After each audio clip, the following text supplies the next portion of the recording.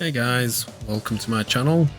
So in today's video I've decided I'm going to do a tier ranking for the Metroid series, and I'm going to rank these from best to worst, starting from the original NES Metroid game. So to start off with, I'm going to begin with Metroid 1, and Metroid 1 is here, and I'm going to put Metroid 1 at a C. Now C might seem pretty low for, a game that started an entire new genre, but at the time it was amazing. It was ahead of its time. There wasn't anything like it.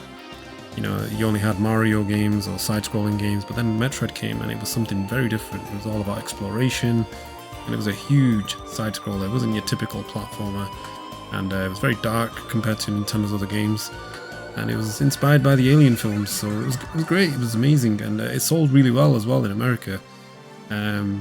So yeah, I think it was a great game, and I think at the time it would have probably been ranked much higher, but there's better Metroid games that came out after it. So the other thing is it hasn't aged very well, so that's the reason I'm putting it at C rank. It's quite difficult to play today. I've actually never cleared the original. Played it, never actually completed it. It needed a remake, and they did remake it later on, and I'll come to that later. So Metroid 1 is a C for myself.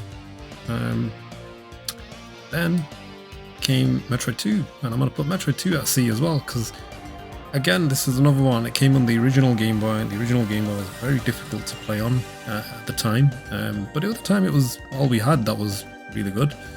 Playing a Metroidvania game on the go, it was great, but again, I really struggled playing the original Game Boy games because you needed, light to play it and to be able to see what you're doing. So the game itself was actually quite good though. Graphically, it was a bit of an improvement over the original Metroid, but I think the original was still better. It was a bigger game. But they're both on par today. I'd say they both needed a remake. They're both very dated and they haven't aged well.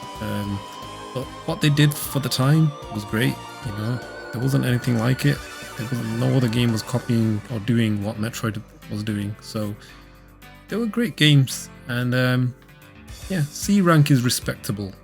It's not too low and it's not too high. And they both needed a remake, and they both got a remake. Next is one of the greatest games of all time, Super Metroid. Now this game, I can say a lot about this game. This game is just amazing. For me, I was a kid when this came out. It was in 1994, I was about 10, 11 at the time.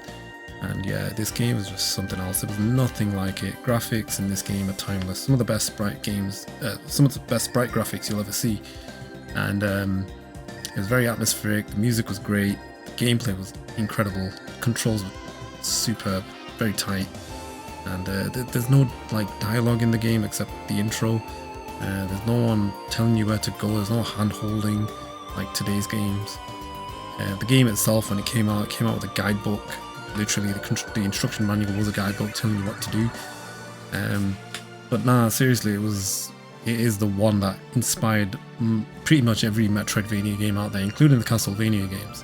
Because Castlevania Symphony of the Nights came out only 2 years after this, and the map as well in Metroid. This is where you actually had that map. I don't even think Metroid 1 and 2 had a map, not that I remember. But yeah, everything started here. This is the one. And is it still playable today? Absolutely. That's one of the reasons why the Super Nintendo is such a legendary console, because it's got games like this. Way ahead of its time. I mean, it's literally 30 years old this year. So yeah, timeless, absolute timeless. Next, there wasn't a Metroid game for about 8 years. We had a big gap. It skipped the N64, and then we got Metroid Fusion on the Game Boy Advance, and I'm going to give Metroid Fusion an A rank, because it is a very good game. And there was a bit of hand-holding this time around. There was a lot more dialogue, a lot more story. And it was a good follow-up to Super Metroid, but I don't think it was as good as Super Metroid. I don't even think the graphics were as good as Super Metroid. That's how good the graphics were on Super Metroid. Game Boy Advance was 32-bit, and it was meant to be graphically more superior than the SNES, but I don't know why, but Metroid Fusion didn't look as good as Super Metroid. However, it was still a very good game. And if anyone hasn't played it, go check it out. Superb. And then we got the big one. This came out actually in the same year as Metroid Fusion, by the way. Metroid Prime 1. Where is it? This one is definitely an S rank. Up there with Super Metroid. Again, another game that is one of the greatest games of all time. And when it came out, you know, everybody expected it to be a third-person shooter, you know, because the originals were 2D side-scrollers. And last minute, Shigeru Miyamoto, who was involved with this Metroid for the first time, suggested that the game turns into an FPS and switches from third person to first person. And how they created a Metroidvania game, because in them days they didn't even use the term Metroidvania because there was no other game like Metroid games. So Metroid was unique. It was just known as an adventure game. But yeah, it's how they made a 2D Metroidvania game into 3D was just amazing. Like, we didn't think it could be done. No one thought it could be done, especially in first person as well. But they pulled it off, and they pulled off a masterpiece. Just look at the Metacritic score. This is one of the highest rated games of all time. And if you don't believe me, check out the remaster, literally, that came out in 2023. It is one of the highest rated games of 2023. It stands tall next to modern games. It's still one of the best games ever. It hasn't aged. This game has not aged. It's superb. So that's all I'm going to say on Metroid Prime. I'm not going to try and go too much into this. But yeah, it's a brilliant game for anyone who hasn't played it. Check it out on the Switch. And then after Metroid Prime, we got Metroid Prime Hunters, I think. This was the one on the DS. Now this one, I'm going to rank it at D. Oh, sorry, that's Metroid Pinball. Metroid Prime Pinball. In fact, let's do the Pinball one, because that came out around the same time. So the Metroid Prime Pinball, it's just a pinball game. For a pinball game, it's great, you know. Today, we'd play a game like this on our mobile phone. You know, it's not obviously a Metroid game. It's just like a mini game, really. Is it a bad game? No, so I'm not going to put it under F. Is it? I think D is a respectable, you know, ranking for this one, because it's just a pinball game. You know, if you like your pinball games, you'll enjoy it. It's got some little twists, you know, here and there. It's a bit, you know, like you can turn into Samus and shoot bad guys, but it's all right. It's playable. Yeah, I think that one's a D. So next up is Metroid Prime Hunters. There it is. Right, so I'm going to put Metroid Prime Hunters at a D. Right? This one, it's just what I liked about this game was the controls. It was like, obviously touchscreen controllings were new at the time, and you know, stylus control, you know, the whole stylus on the DS was totally new. And there was no analog stick on the original DS, so you had to control it with the stylus and shoot with the L button. And you know what? It actually worked. It was basically like playing with a mouse and keyboard on the DS, and it was actually really cool. It worked. I liked it. It was great. The only criticism I have for this game is it was more of a deathmatch game.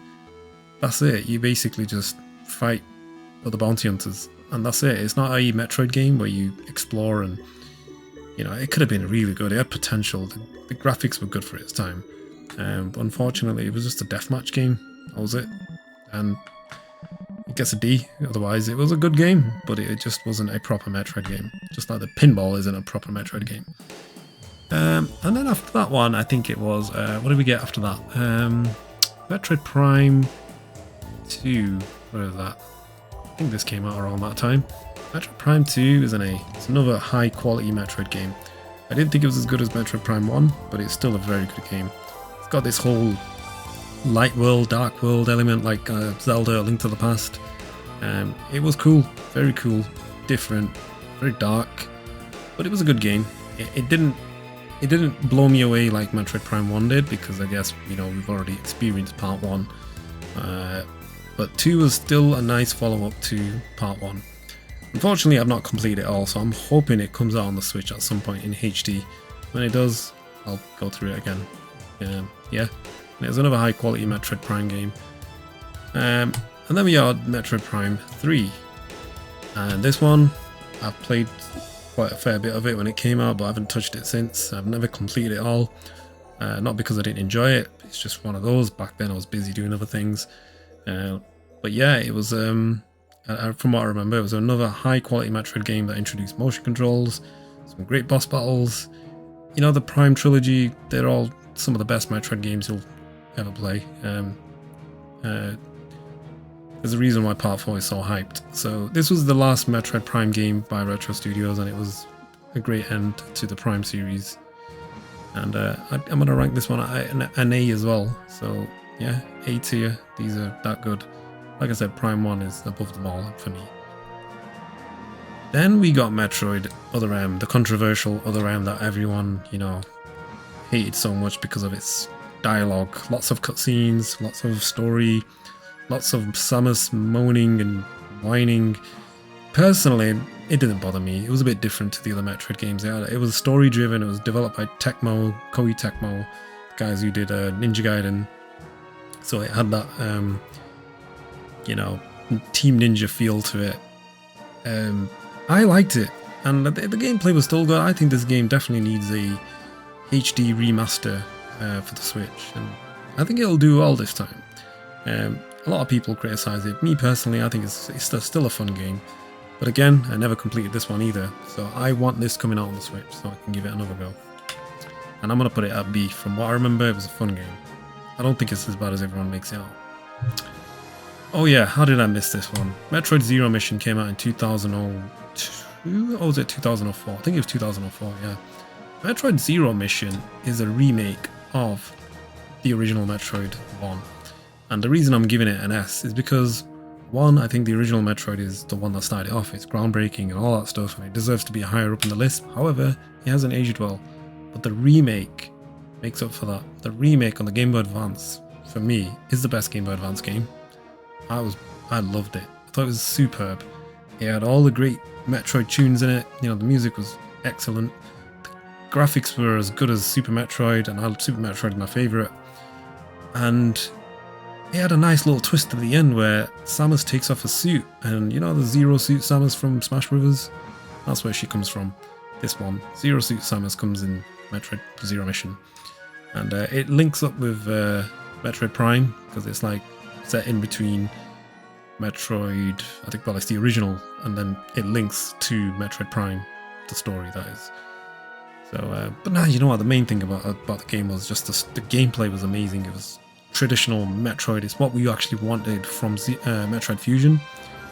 And it brought, because it's set in the same planet as Super Metroid, it brought back that classic Super Metroid feel. Planet Zebes, again, the original. It was great, and it's up there. It was the last great 2D Metroid game for a very long time. So yeah, Zero Mission gets an S. It was great. And should be getting it on the Nintendo Switch Online at some point soon. Then we didn't get a Metroid game for a very long time. Well, I think it was between Other M and you know, this one here. Metroid Federation. There's always a spot for it, you know. There's always an F spot for one game at least, and in this case it's Federation Forces. This game didn't even have Samus in it. It was just like, just got the name Metroid in there. It's meant to be a spin-off set in the Metroid universe. Yeah, it just, I didn't understand it. I think it was like a multiplayer deathmatch game, a first-person shooter, but trust me, I don't even want to talk about this one. Let's just say it's an F for Metroid Federation Forces. And then this one surprised everyone. Metroid 2 Remake.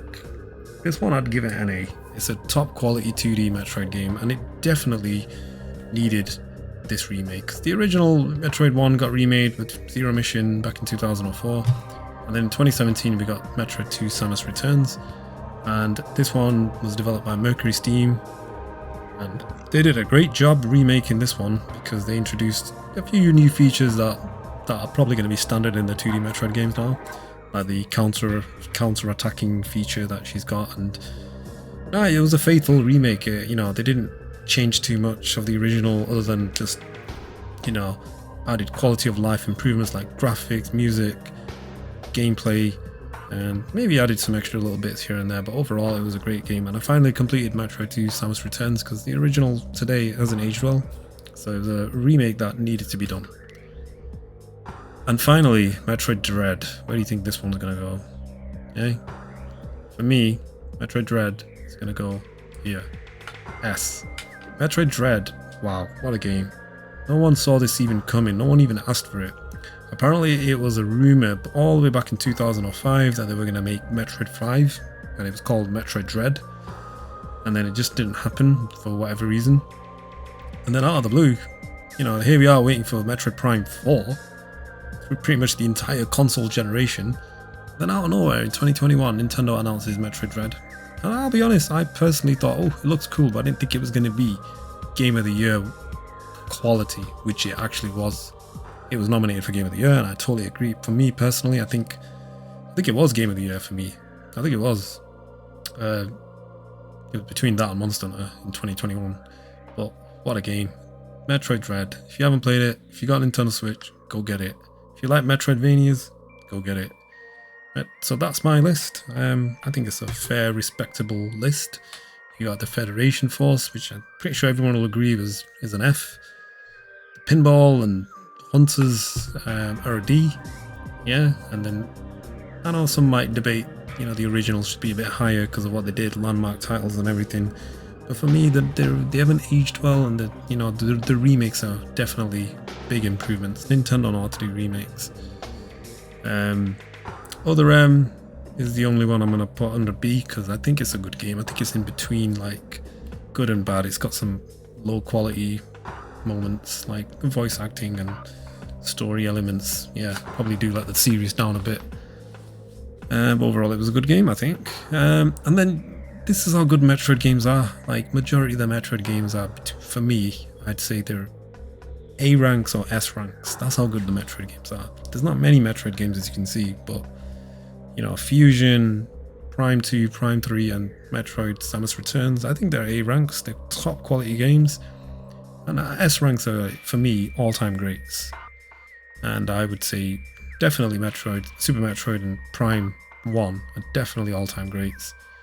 Zero Mission is a remake of the original, and it was probably one of the best remakes ever made. You know, I remember like back then remakes weren't as common as they are today. Today everything's getting a remake and a remaster. So when they remade Zero Mission, it was a big deal. And then Dread. How can you not put Dread in the conversation of the best Metroid games? It is so good. It offers something different as well. And Mercury Steam, the guys who developed Metroid Samus Returns, they did this and they blew it out of the water with this one. So yeah, let me know in the comment section, guys, if you agree or disagree. Where would you rank your Metroid games? I'd love to know what everyone else thinks. And yeah, thanks for watching, guys. I'll be doing more ranking videos, so subscribe and yeah, look forward to doing more of these videos. Thanks for watching.